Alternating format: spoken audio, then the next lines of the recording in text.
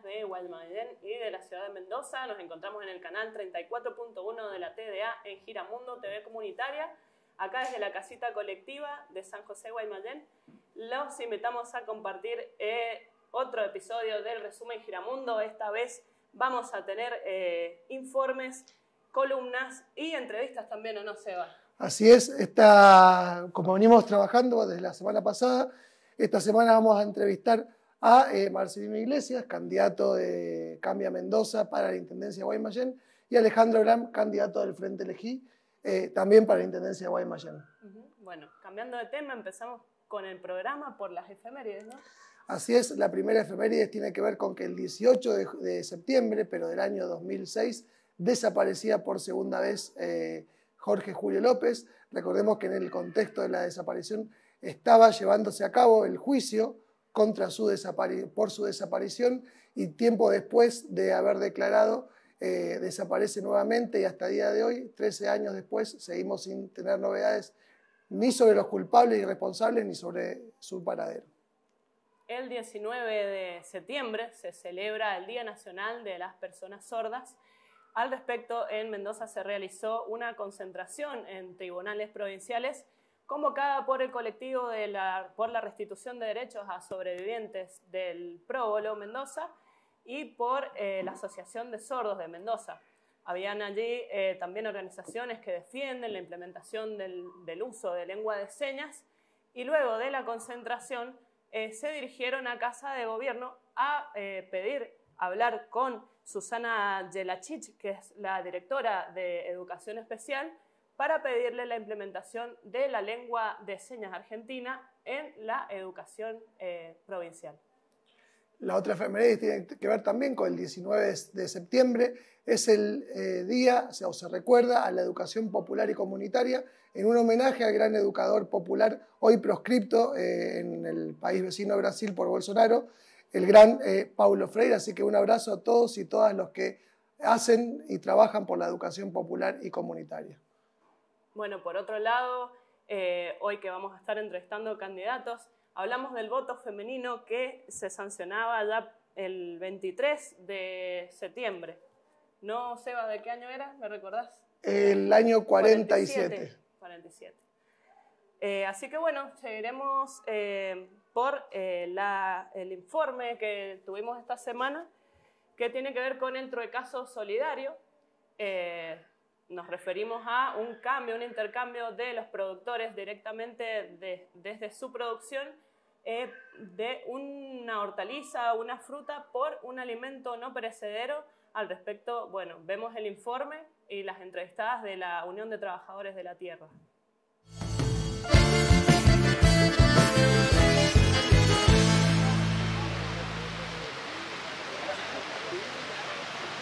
Somos de la base Ruta 31 de la organización de la UTT. Venimos acá a hacer un truecazo para reprimir un poco todo lo que es la inflación y todas las problemáticas que hay, tanto en el campo como acá en la ciudad. Por ahí en la zona rural el problema que hay es que el bajo costo de la mercadería que nosotros tenemos. Nosotros directamente tenemos que estar regalando las verduras, regalando las frutas, regalando todo, siendo que acá en el centro te cobran un porcentaje totalmente distinto al que nosotros recibimos. Entonces lo que nosotros queremos hacer es terminar con ese intermediario y por lo menos ayudar al pueblo de la ciudad. Truecazo en realidad salió para que puedan venir la gente de acá del centro y intercambiar un alimento no perecedero por verduras. Se va a vender porque lógicamente hay mucha gente que no va a traer mercadería porque no tiene capaz, o porque directamente les es más accesible, salen del trabajo y vienen a comprar.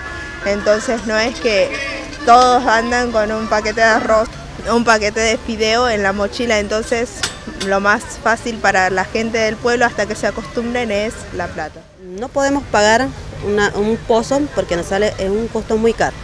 Entonces a eso nos hace correr para poder alquilar nuestro propio campo. No podemos alquilarlo porque el alquiler es caro. La luz, la tarifa es muy cara. Entonces, y nuestra mercadería, lo que nos pagan al año. Entonces nosotros no tenemos para subsidiar mes a mes. Porque antes por lo menos era cada 2 meses que nos llegaba la tarifa de la luz. Ahora nos llega cada mes. Entonces nos lleva un costo muy caro y no podemos. Entonces a eso muchos productores que hacen su recurso es ir a trabajar con patrones grandes, al cual no tienen la posibilidad de salir o estar con su familia. ¿Por qué? Porque están al mando de los patrones grandes. O no tienen la posibilidad de vender su mercadería al precio que ellos quieren porque lo que hace el negocio son los patrones grandes. Entonces los pequeños productores no pueden hacer nada. Entonces esa es nuestra mayor dificultad que uno tiene en el campo rural, que mayormente siempre estamos olvidados.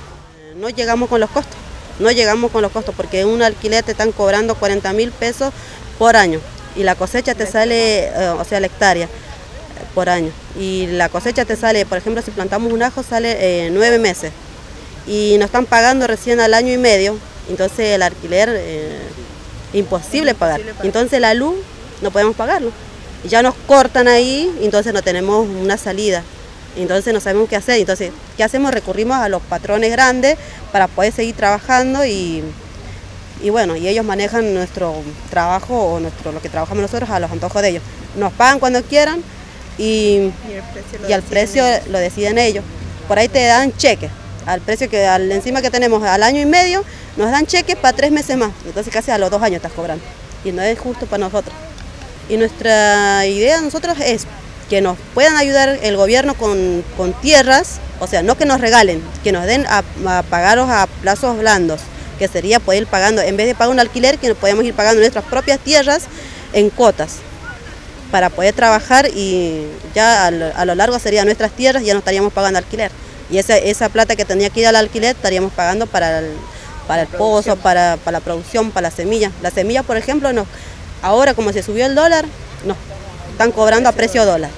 Entonces nuestra verdura no vale a precio dólar. Por ahora no estamos empezando porque los patrones no nos permiten trabajar con agroecología. Y entonces si tenemos nuestras propias tierras, ya empezaríamos a cambiar y entonces ya plantaríamos todo con agroecológico. Escuchábamos ahí entonces la voz de las compañeras de la Unión de Trabajadores Sin Tierra que nos comentaban un poco de su situación, de la tierra, ¿no? Y bueno, también es algo que tiene que ver con la crisis, esta cuestión de que los alimentos se disparan y bueno, está buena la idea de ofrecer una alternativa, ¿no? Con este otro caso. Sí, muy interesante la actividad del intercambio de productos y también de que las organizaciones que luchan por la tierra siguen exigiendo al gobierno nacional y provincial la entrega de tierras para poder trabajar. Así que bueno, un abrazo a todas y todos los que militan y luchan por la tierra. En este momento vamos a pasar a la primera de las columnas de este programa, es la columna internacional. La analista de política internacional Alejandra Lucó hizo un breve análisis de cómo está la situación en Medio Oriente en este momento, pero hace un análisis histórico de cómo llegamos a la situación actual.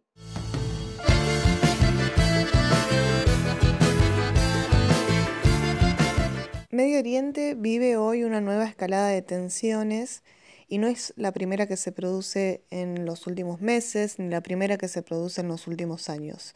Obviamente, durante 2019, como hemos podido ver en las noticias, las tensiones, los enfrentamientos entre las distintas potencias regionales ha tendido a agudizarse por una situación que viene sucediendo hace algunos años y que tiene que ver con un contexto internacional marcado por ciertos hitos importantes. Para comenzar a describir de qué se trata este contexto internacional en el cual se produce esta nueva escalada, podemos citar como hito la asunción del presidente Trump. Tenemos que recordar que Trump vino a poner fin a una serie de estrategias basadas en la consecución de distintas formas de guerra no convencional o guerras híbridas para desarrollar su dominación sobre distintos países de Medio Oriente. Pero para entender estas intervenciones indirectas de parte de Estados Unidos, sí tenemos que contraponerlas con su estrategia anterior, que básicamente comenzó en el año 2001. Como todos recordaremos, en el año 2001 se produjeron dos intervenciones importantes. En realidad, a comienzos del siglo XXI se produjeron dos intervenciones importantes, una en el año 2001 y otra en el año 2003, que fueron básicamente las intervenciones en Afganistán y en Irak, respectivamente. Fueron dos intervenciones clásicas, las cuales se consideraron fracasadas ya terminando la primera década del siglo XXI. A partir de la asunción de Obama, se optó por seguir esta estrategia, pero de una forma diferente, que es a partir de apoyo de contras radicales, rebeldes, entre ellos terroristas, para desestabilizar distintos gobiernos que no le eran afines a sus intereses. Es por eso que el gobierno de Obama empieza a apoyar distintas formas de guerra no convencional, como el apoyo a grupos terroristas como Al-Qaeda, como el Estado Islámico, apoyo del cual ahora sí se conocen los vínculos varios años después entre las agencias de inteligencia, principalmente la CIA y el MI6 británico, también entre la inteligencia francesa y estos grupos de rebeldes para, por ejemplo, tratar de derrocar al presidente legítimo de Siria, Bashar al-Assad, y también tratar de encontrar alguna forma de ejercer poder en Irak. También tenemos que tener en cuenta que Estados Unidos, más allá del fracaso o lo que se considera un fracaso parcial en Medio Oriente, sí logró terminar con la mayoría de los países, o por lo menos logró terminar con la estabilidad de la mayoría de los países importantes, estados fuertes, productores de petróleo. Y ahí tenemos que nombrar a Afganistán, a Siria, a Irak y a Libia. El único que quedó en pie fue Irán. Y justamente fue Irán el que se convirtió en el blanco principal de la estrategia de seguridad nacional en Medio Oriente del gobierno de Trump.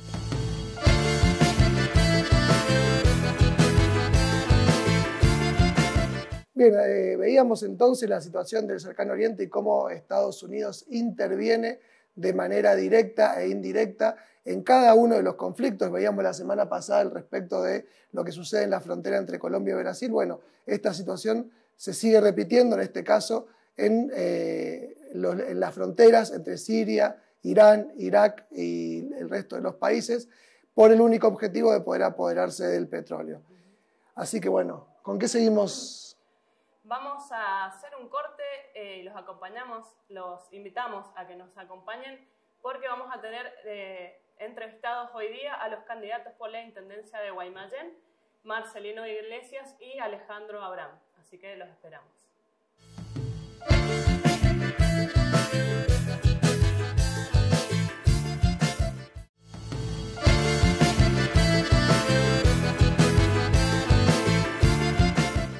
Estamos en este segundo bloque del resumen Giramundo, el informativo de la televisión comunitaria de acá de Guaymallén, por el 34.1 de la TDA y desde la casita colectiva. Y estamos, como le comentábamos, y vamos a seguir con la serie de entrevistas a los candidatos y candidatas del departamento de la Intendencia. Y en este caso estamos con Marcelino Iglesias, bienvenido, el intendente del departamento. Bueno, muchas gracias por invitarme a Giramundo.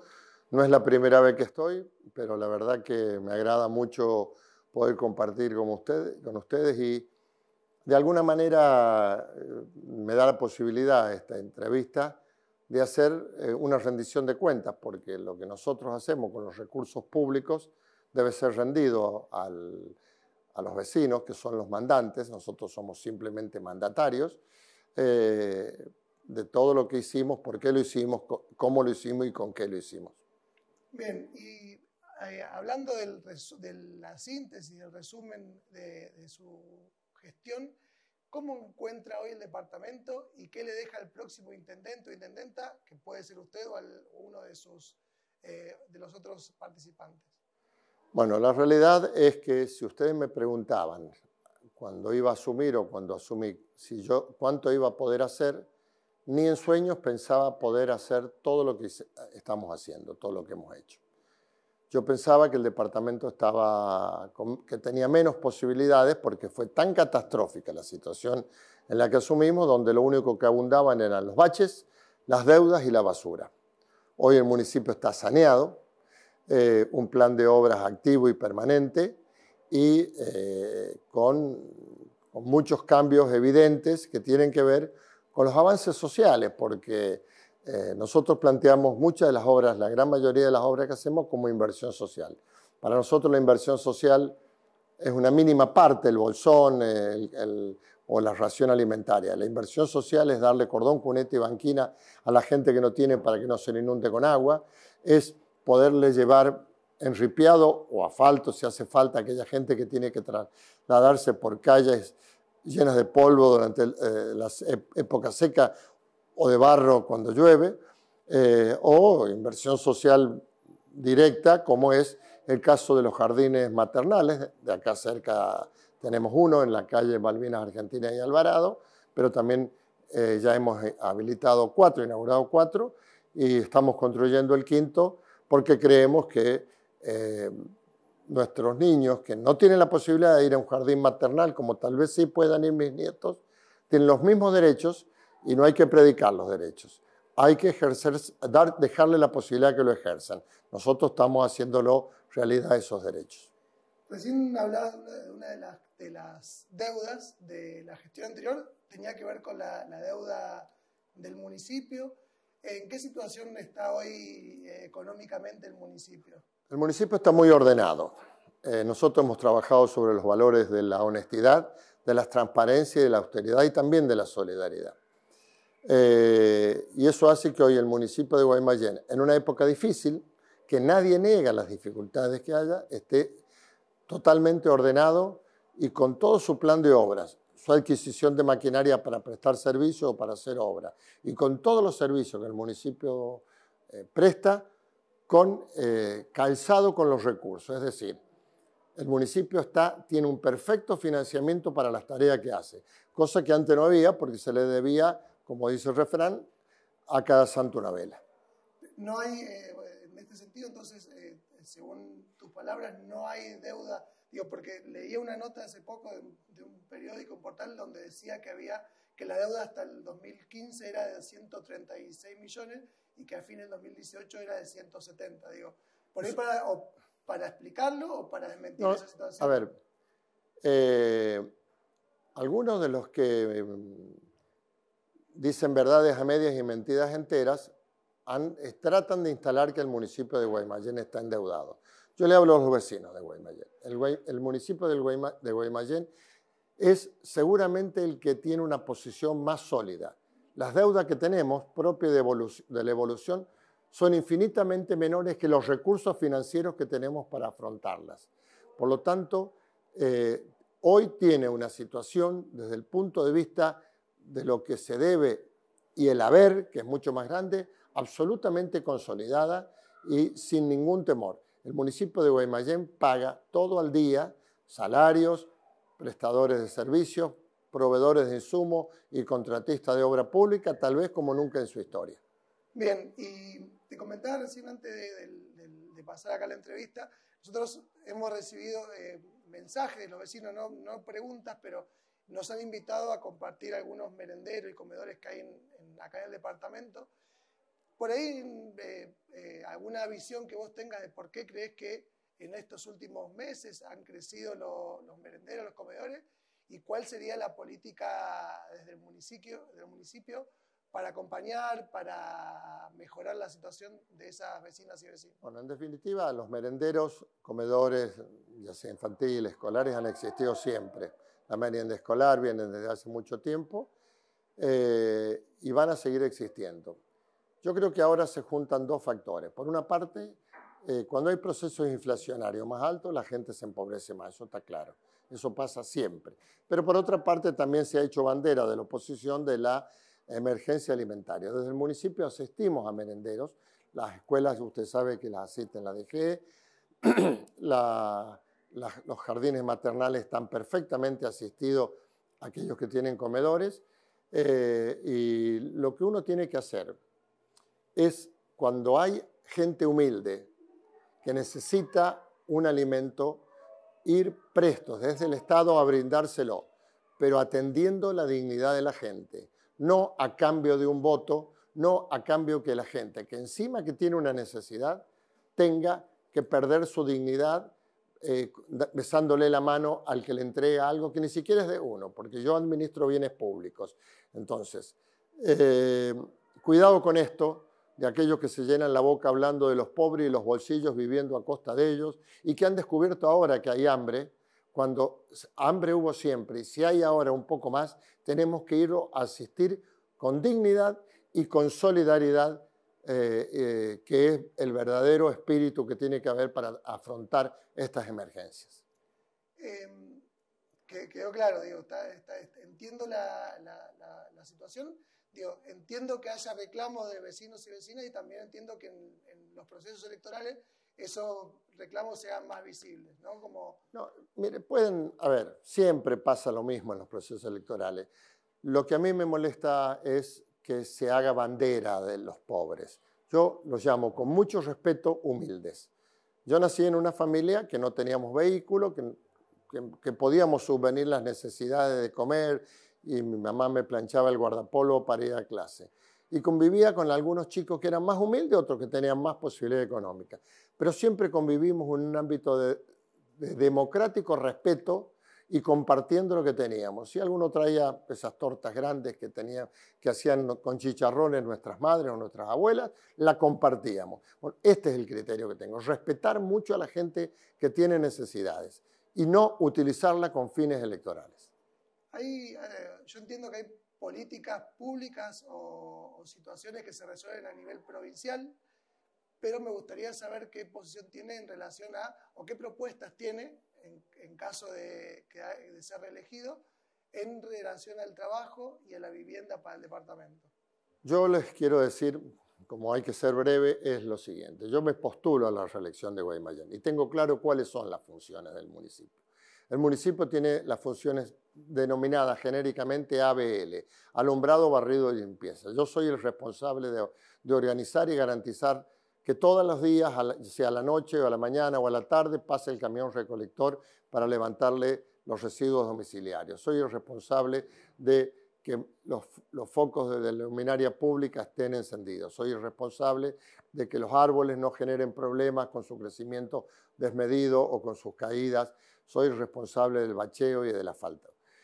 En cuanto al tema trabajo, nosotros tenemos una actividad muy proactiva al trabajo. Toda la obra pública que hacemos genera trabajo en genuino y en blanco. Y en cuanto a vivienda, donde históricamente el financiamiento fue 70% parte de la nación y 30% por parte de la provincia, hoy es 70% por parte de la provincia y 30% en el Plan Mendoza Construye por parte del municipio. Nosotros tenemos algunos barrios ya en planificación, algunos se están licitando por parte del IPB, y con los recursos que tengamos a disposición iremos avanzando en ese sentido. Yo creo que el tema de vivienda es un tema que requiere de recursos, primero que requiere un marco de mayor estabilidad económica para poder tener éxito, y segundo, requiere recursos que están en muchos casos por fuera del alcance del municipio.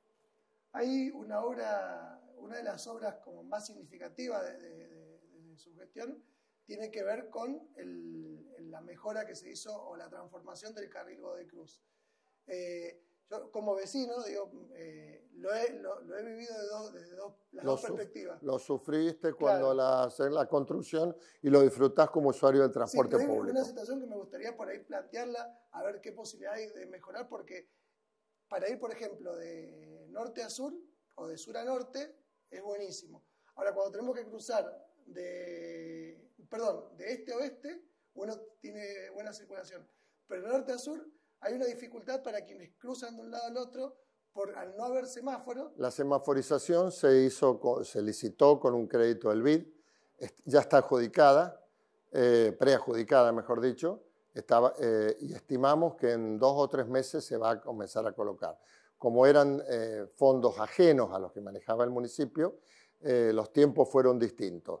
Este carril, el carril Godoy Cruz, que fue una obra muy importante porque significó el recambio de todas las cañerías, los ductos, más las conexiones domiciliarias de cloaca, agua potable, un colector de agua potable de reserva para llevar agua a la zona de Nueva Ciudad y Villanueva, más drenajes y toda la parte de superficie, que es lo que en definitiva ahora se ve, es un carril pensado para la movilidad urbana, para el transporte público. Por lo tanto, una vez que esté colocada que estimamos que antes de fin de año va a comenzar a colocarse la semaforización, no se va a poder doblar a la izquierda, como no se puede hacer en ningún lugar del mundo donde haya vía rápida, pero está pensado fundamentalmente para el transporte público. Bien, quedan 2 preguntas porque ya nos están cerrando la entrevista.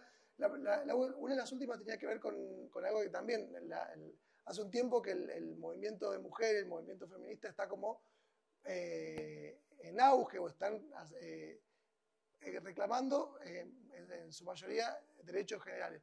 A mí me gustaría saber en relación a las políticas públicas que tiene el municipio, que sé que tiene una oficina que trabaja la problemática de género y la violencia hacia la mujer, no sé, un mensaje de cuál sería la propuesta. Yo en esto no quiero hacer bandera, quiero ser muy respetuoso.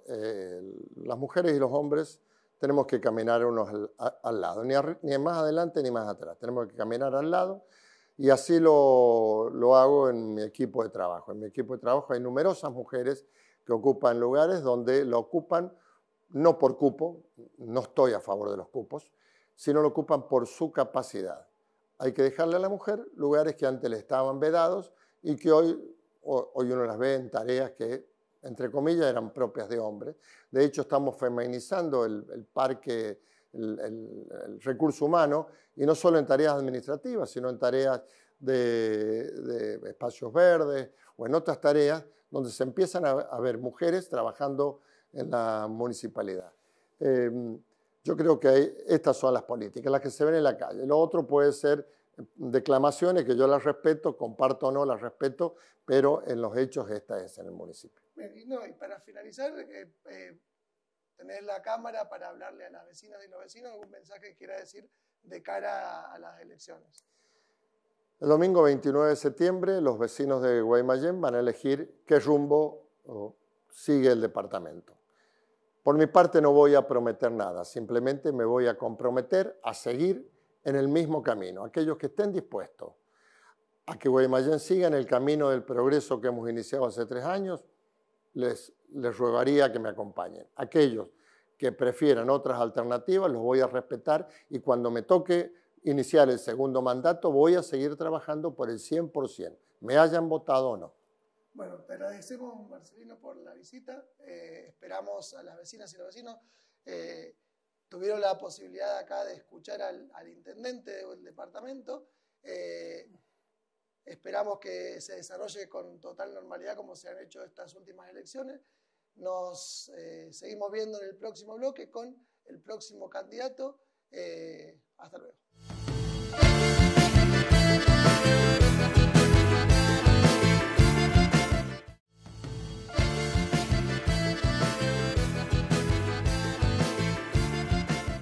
Estamos en el tercer bloque de nuestro resumen Giramundo con el candidato por la Intendencia de Guaymallén, Alejandro Abraham, del Frente Elegí. ¿Cómo estás, Alejandro? Muy bien, acá visitándolo, realmente sorprendido, pero me decían que hace varios años que están y bueno, no los tenía sí registrado como la agrupación y todo lo que están haciendo, pero el canal, la verdad que ignorancia mía, ¿no? Bueno, buenísimo, gracias. Poco tiempo a veces para ver. Gracias por visitarnos y bueno, siempre el espacio está abierto para que vengan a expresar sus opiniones, ¿no? Bueno, quisiéramos arrancar la entrevista pidiéndote un comentario tuyo sobre la situación del municipio actualmente. Mira, la campaña siempre sirve para estar en contacto con mucha gente, con nuestros vecinos, con el pueblo de Guaymallén. Más que la situación directa del municipio, me preocupa mucho cómo está nuestra gente, cómo está nuestro pueblo, hay mucho hambre, hay mucha tristeza, mucha desocupación, mucha pobreza, y realmente hay una desazón, me parece que generalizada, donde nuestros comerciantes están en problemas. En Guaymallén han cerrado el 30% de los comercios que existían al año 2015. Esto es fruto de políticas recesivas, del ajuste salarial, de los despidos, de los tarifazos. Bueno, distintas circunstancias que hacen que el comercio no puede el comercio, hay despidos, hay cierres, se cae la industria también, se cae la producción. Es decir, toda una cadena desvaliosa que realmente, más allá de la situación institucional, de cómo pueda estar el municipio, me preocupa nuestro pueblo y las decisiones políticas que se toman, tanto desde la nación, desde la provincia y también desde el municipio, que no van, me parece, acompañando o tratando de salir de esta situación tan grave que estamos viviendo, y se está dejando afuera el ser humano. Me parece que el municipio, salvo estos días que están repartiendo algo de mercadería en lugares necesitados, que yo no lo tomo como una compra de votos, sino como una necesidad que hay que cubrir, pero salvo estos días se ha dejado afuera al ser humano a partir del municipio. Las actividades deportivas prácticamente son nulas, las actividades culturales también, la salud está en franca decadencia con mucha demanda, porque además de que crecemos mucho poblacionalmente o demográficamente en Guaymallén, tenemos problemas también serios, porque al haber despido, al haber desocupación, se pierden obras sociales, o los vecinos, los trabajadores pierden la obra social, y además también el valor de las prepagas, que muchos guaymallenos han dejado de pagarla por no poder. Entonces tenemos que recurrir a la salud pública y está colapsada prácticamente. Entonces tenemos problemas de alimentación en los niños, con problemas graves o de su alimentación, con problemas graves de nutrición, que eso generalmente cuando te afecta es para siempre, a nuestros abuelos, a nuestros mayores que están entre el pago de los servicios, el pago de los impuestos, la vida cotidiana y los remedios no llegan prácticamente a ninguno de los dos últimos, ¿no? Porque yo siempre digo que los mayores son muy cumplidores. Vos viste que cobran el haber jubilatorio, inmediatamente salen con la boletita y pagan. Digamos, tienen un concepto de cumplimiento de las obligaciones muy fuerte. Pero después no están llegando a fin de mes con la comida, también están subalimentados y con problemas graves que le han sacado los remedios, con lo cual se nos están muriendo antes. Parece trágico, pero es una realidad, porque a veces el abuelo no prende la estufa para no gastar, no come bien y no tiene todos los remedios. Entonces, neumonía, ACV, que están de moda, porque vos decís, bueno, ¿por qué el ACV? Y están angustiados, están estresados y encima a veces no tienen los remedios para la presión, la hipertensión. Y está pasando algo como lo que pasó en Grecia con la aplicación de la receta del Fondo Monetario. Bajó 5 años la expectativa de vida en Grecia. Y claro, por ahí no son noticias estas cosas, porque como son muertes naturales, ¿de qué murió el abuelo? Neumonía. ¿De qué murió el abuelo? ACV. ¿De qué murió? No sé, golpe de azúcar. Pero es gente que podría vivir mucho más. Y esto es grave. Esto realmente es bueno, grave. y hablando, yendo como para ir punto por punto, ¿no? Porque mencionaste varias cosas. Respecto de la alimentación, ¿no? Últimamente ha crecido en Guaymallén la cantidad de merenderos. Entonces, preguntarte si hay alguna manera, alguna acción a tomar desde el municipio como para dar una resolución quizás un poco más duradera a estos barrios, ¿no? Mirá, lo primero es aceptar el problema. Aceptar que estamos en una etapa crítica y de mucha crisis. El intendente Iglesias te dice, bueno, ¿de qué se preocupan los peronistas si cuando ellos se fueron había pobreza? Claro, relacionemos con pobreza con mala alimentación. Es cierto, había pobreza, había un 25% de pobreza, pero no es lo que había cuando nos fuimos. También tenemos que ver cuando llegamos. En el año 2002, 2003 había el 50% de pobreza. Bajamos al 25%, creando 6 millones de puestos de trabajo, jubilando a 3 millones y medio argentinos. Entonces, bajamos un 50% de la pobreza y no habiendo prometido pobreza cero. Digamos, esto es una cuestión que hay que ponerse en la situación, porque si no le estamos escapando al diagnóstico y en consecuencia no tenemos la solución. ¿Cuál es la primera acción que hay que hacer? Y, como dice Alberto Fernández, encender la economía. Si vos encendés la economía, empieza a haber trabajo, que es lo que sostiene en definitiva a la familia. Nosotros queremos que los chicos coman en su casa, desayunen en su casa, merienden en su casa. En su momento implementamos nosotros el plan Comer Juntos, que era asistir a las familias que estaban en estado crítico con la alimentación suficiente para que el chico comiera en su casa. Entonces el merendero o el comedor comunitario tiene un doble aspecto, uno positivo y uno negativo. El negativo es que lo estamos sacando al pibe de la casa. El positivo es ver la solidaridad que tiene mucha gente pobre, porque generalmente los merenderos lo hace la misma gente del barrio, militantes sociales, que a veces no tienen un peso y lo poquito que tienen lo ponen en el merendero. Digamos, hay un acto de solidaridad muy grande ahí. Y yo digo, el gobierno de Macri ha logrado que distribuyamos la pobreza. Nosotros siempre hablamos de distribuir la riqueza. Estamos distribuyendo la pobreza. A veces el pobre ayuda al indigente. Estamos en esa situación.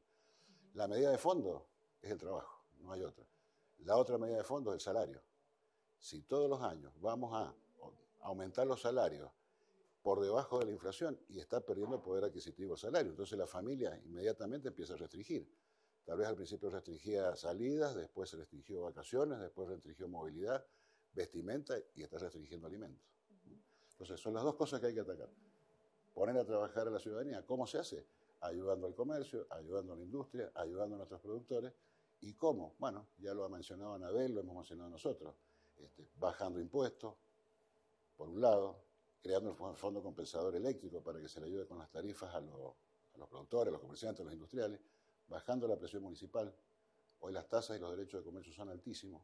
Entonces tenemos que bajar la presión, sacarle la pata, digamos, a los sectores productivos de la cabeza para que vuelvan a tener una oportunidad y obviamente con aumentos salariales acorde o por encima de la inflación para recuperar poder adquisitivo, generar trabajo y que se empiece a ver nuevamente el consumo, digamos. Esta es la solución macro. En el interín, en el caso mío, yo he propuesto que ayudemos desde el municipio en forma ordenada a todos los merenderos, a todos los comedores, con una asistencia sistemática y también a los jubilados. ¿Cómo? Creando una suerte de farmacia o de banco de remedios municipal para que trabaje conjuntamente con los centros de jubilados para asistir a aquellos abuelos que no puedan tener sus remedios, digamos, atacando las dos partes, digamos, la base y el techo, que son los dos sectores más, no digo más vulnerables. Los niños y los viejos hoy son los más vulnerados por todo este sistema neoliberal. Es decir, estando presente, buen diagnóstico, soluciones de fondo y estar presente. Bueno, es un buen resumen también. Queríamos saber respecto a la situación de vivienda, ¿no? de algunos barrios del municipio, si se piensa en alguna acción a llevar a cabo en tanto que obras públicas o en ese sentido para lograr como mejorar la situación de vivienda. Mira, la situación de vivienda te diría que es trágica. En Mendoza están faltando, hay un déficit de más de 100.000 viviendas, Guaymallén 20.000 aproximadamente. Es decir, son 20.000 familias que tal vez la mitad alquila y la otra mitad está viviendo con su familia, lo cual produce situaciones de hacinamiento y con las complicaciones que ello trae. Este gobierno, lamentablemente, no se ocupó de la vivienda social, no se ocupó de la vivienda matrimonio joven, no se ocupó de la vivienda normal, por decirlo de algún modo, la vivienda IPB, y subsumió, digamos, toda su acción a derivar a los mendocinos al sistema financiero a efectos de que obtuvieran un crédito hipotecario que además se actualizaba con el famoso UVA, que es actualización por inflación más interés, cuando los sueldos suben por debajo de la inflación, lo cual hay barrios que tienen una angustia tremenda a todos sus vecinos porque ven que la cuota sube y no terminan ni siquiera de aproximar al capital, no pueden pagar la cuota ya. Entonces, ¿qué está pasando? Un crédito que fue de 1,5 millones en el año 2015 o 2016, hoy están debiendo 2,5 millones después de haber pagado 24 cuotas. Entonces, ¿qué hacen? Le suman cuotas al final, con lo cual no termina de pagar nunca la casa, o va subiendo, con lo cual no se puede pagar la cuota. Eso por un lado. Digamos, malas decisiones de no invertir en vivienda. Lo otro, no lo digo yo esto, ¿no? Esto lo podrás haber visto en los barrios, lo has visto en todos lados, que es una situación real. O cuando uno ve los índices, cómo se ha ido cayendo la construcción año a año. Y lo otro, tengo la decisión, junto con Anabel y Alberto, de volver a los sistemas tradicionales de construcción de vivienda, la vivienda social, la vivienda de erradicación, la vivienda matrimonio joven y clase media, con la decisión firme de continuar con un programa que se cortó en el año 2015, que era el programa de erradicación. Habíamos erradicado el asentamiento que estaba frente al Lepar, en la estación Belgrano, habíamos erradicado 3 o 4 asentamientos. Faltan 1.000 viviendas para erradicar todos los asentamientos de Guaymallén. Y lo hicimos con viviendas dignas, de 3 y 4 dormitorios y 2 baños. que es lo que hay que darle a una persona que después no tiene capacidad de ahorro para poder ampliar la vivienda. Tal vez a una familia de clase media le puede dar algo más chico y lo va ampliando. Digamos, vamos a continuar con ese plan. Son 1000 viviendas. No hay derecho que ningún argentino viva en un asentamiento. Eso lo vamos a hacer sí o sí. Y también vamos a implementar, a través del Estado, financiamiento estatal, financiamiento puede ser del BID, que esos estaban preacordados y nunca se utilizaron, tasas de interés bajísimas, para el matrimonio joven y las viviendas normales que requiere la población.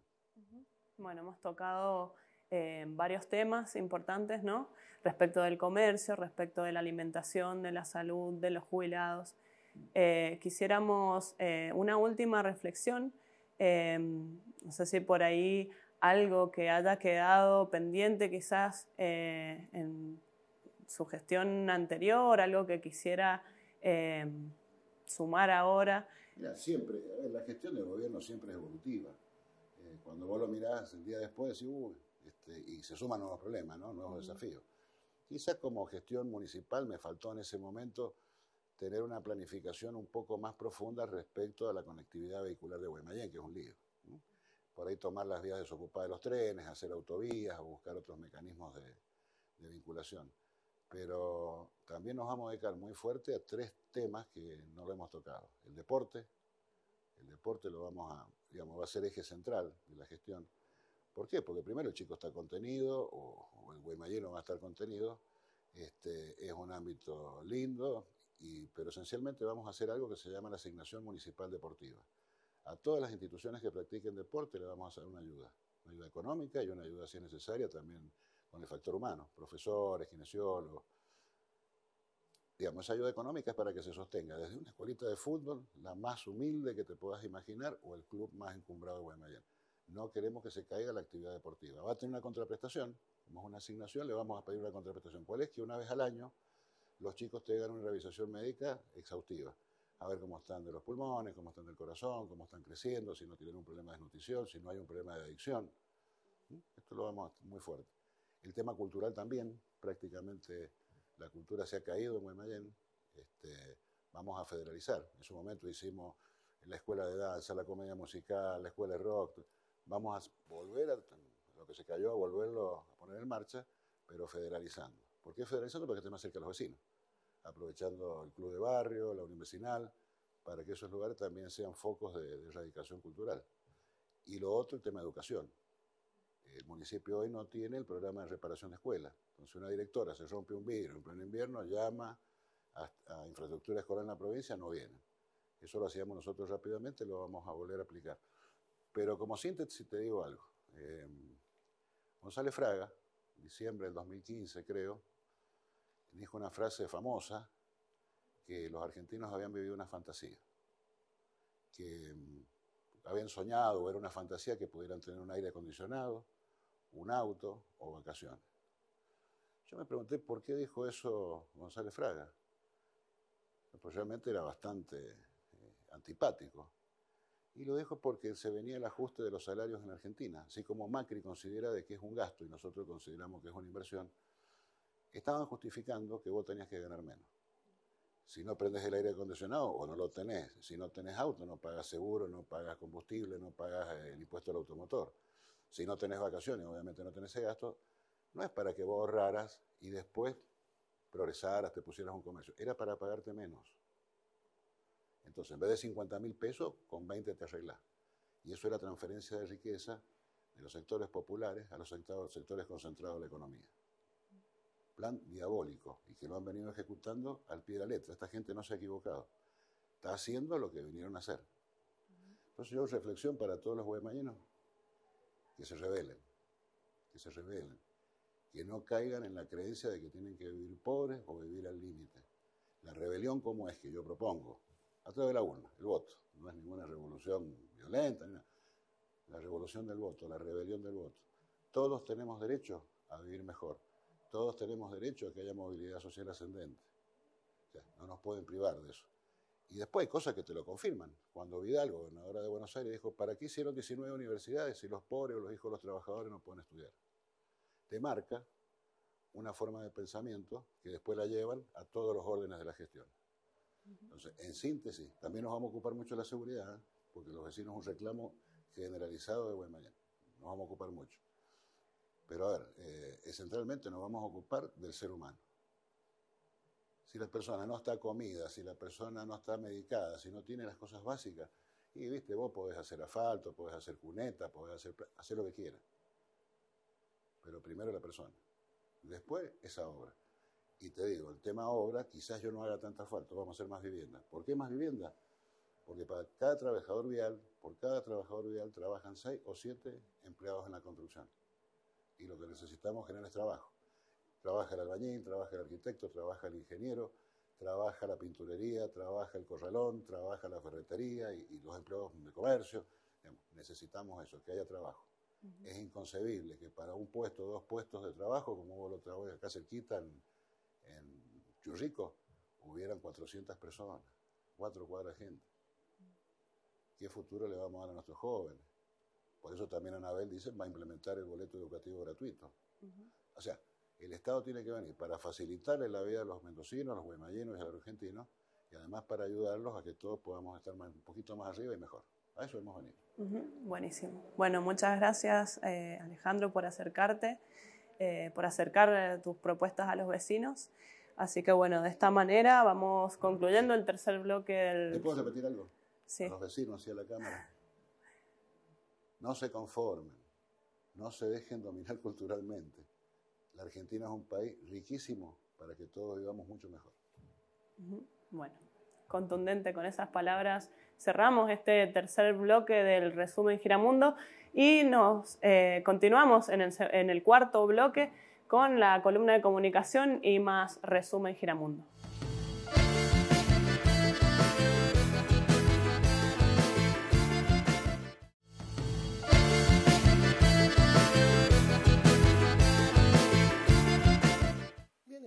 En este cuarto y último bloque del informativo de la TV comunitaria en Mendoza, el resumen Giramundo, por el canal 34 de la TDA y en la casita colectiva. Y bueno, escuchamos recién y veíamos a las 2 entrevistas de los candidatos intendentes, Alejandro Abraham y Marcelino Iglesias. Y bueno, hay que ver cómo se resuelve y lo que queda de semana de campaña y cómo se resuelve el voto de las y los ciudadanos y vecinas de Guaymallén. Así que bueno, cada uno y cada una tuvo la posibilidad de escuchar a algunas y algunos de los candidatos del departamento y poder elegir su opción para las próximas elecciones. Y ahora vamos a ir con Janet, que nos va a presentar ¿qué columna? Esta vez se trata de la columna de comunicación. Santiago Marino, que es investigador, especialista en comunicación, nos habla acerca de la convergencia mediática. ¿Qué es la convergencia mediática?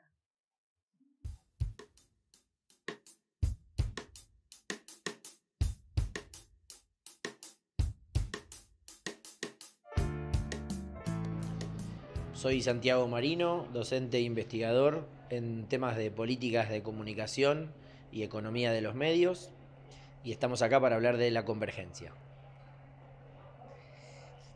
La convergencia es un proceso tecnológico, político, económico, regulatorio, pero también que está en la vida cotidiana de todos nosotros. Básicamente hay un conjunto de avances tecnológicos que ha generado condiciones para que los sistemas de comunicación que antes funcionaban por carriles paralelos y demandaban un modelo de negocio, una forma de relación con el Estado y un vínculo, por ejemplo, con las audiencias o los usuarios diferente, ahora empiecen a tener elementos de convivencia. El desarrollo de la tecnología que implicó la digitalización y la expansión de las redes nos pone en un escenario que casi todos pensamos que se reduce a Internet, pero en el que Internet es solamente una plataforma de desarrollo para que los que antes eran medios tradicionales, los diarios, las radios, los canales de televisión, las señales de cable y, por otro lado, los sistemas de comunicación que implicaban a un emisor y un receptor produciendo mensajes con equivalente capacidad, hablar por teléfono básicamente, ahora convivan en la misma lógica. Por ejemplo, nos podemos desplazar por la ciudad hablando por teléfono mientras nuestra voz circula por el aire, por el éter, que era el lugar en donde antes circulaba la voz, pero para escuchar la radio o para escuchar una canción en una radio, no para ver televisión, porque para ver tele había que estar detenido en un hogar frente a un aparato que estaba quieto. Todos esos consumos de medios, leer el diario, mirar la tele, escuchar la radio e incluso hablar por teléfono, hoy pueden hacerse por los mismos dispositivos. Una computadora sirve para eso, un teléfono inteligente sirve para eso, e incluso hasta podemos navegar por internet por un televisor detenidos en nuestros hogares. Eso establece una serie de novedades para cómo se financian los medios, para responder la pregunta de quién paga la cuenta. Antes era muy claro, los medios tradicionales se financiaban por publicidad. Hoy la publicidad se corre porque cada vez que miramos un contenido, la publicidad nos molesta. Cuando hablábamos por teléfono, pagábamos dependiendo de cuánto tiempo habíamos usado ese medio de comunicación, mientras que cuando queríamos leer un diario lo que teníamos que hacer era ir y pagarle al kiosquero, al canillita o al quien le vendía. Todos esos procesos hoy conviven y entonces tienen nuevos modelos de negocios, pero también tienen nuevas regulaciones por el Estado, o en realidad todavía no tienen nuevas regulaciones por el Estado, porque no es tan fácil resolver formas de regular a medios que antes eran divergentes y hoy conviven en los mismos espacios. Entonces, mientras no tenemos leyes convergentes, los medios buscan modelos convergentes de financiamiento y estamos en un escenario en que, más allá de qué suceda en términos económicos o regulatorios, nosotros como usuarios y consumidores sí hemos incorporado ese vínculo a nuestras vidas cotidianas. Destinamos un porcentaje importante de nuestros ingresos mensualmente al uso de la comunicación convergente. No entenderíamos la vida social sin WhatsApp, no solo sin los grupos, sino también las comunicaciones interindividuales. Muchos de nosotros tenemos cuentas en redes sociales, Facebook, Twitter, usamos Google para ver cómo llegamos a destino o para alojar nuestras cuentas de correo, pero solo estamos dispuestos a pagar por la provisión del servicio de Internet. Esos conflictos, esos procesos culturales, esas modificaciones hacen a lo que entendemos por convergencia.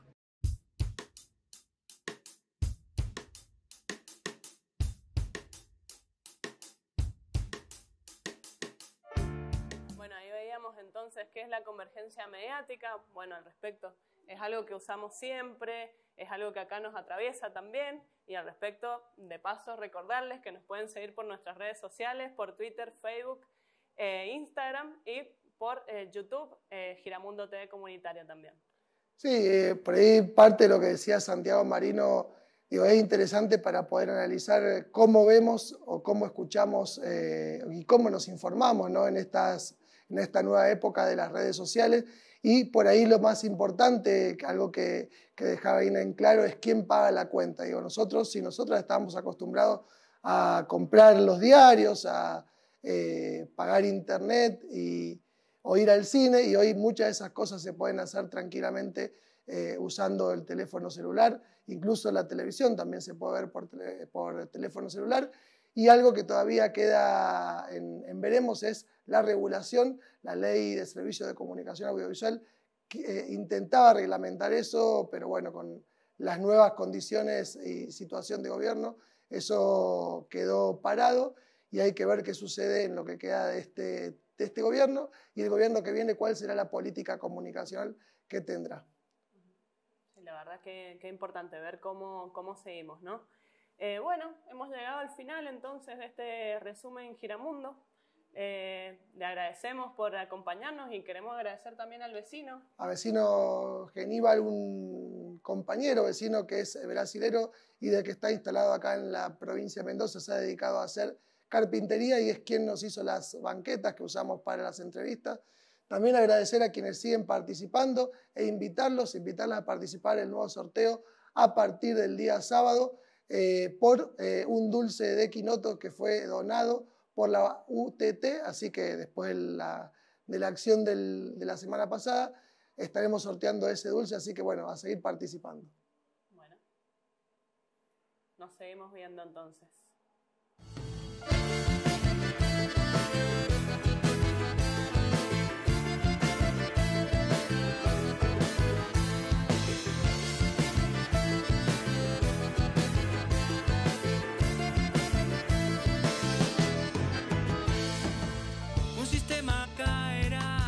Otro subirá. El problema está en el mundo, no solo en este país. Los que roban, los que matan, los que escupen las limosnas, los que tapan a las mujeres, los que manejan las drogas. Los partidos y sus fanáticos se separan.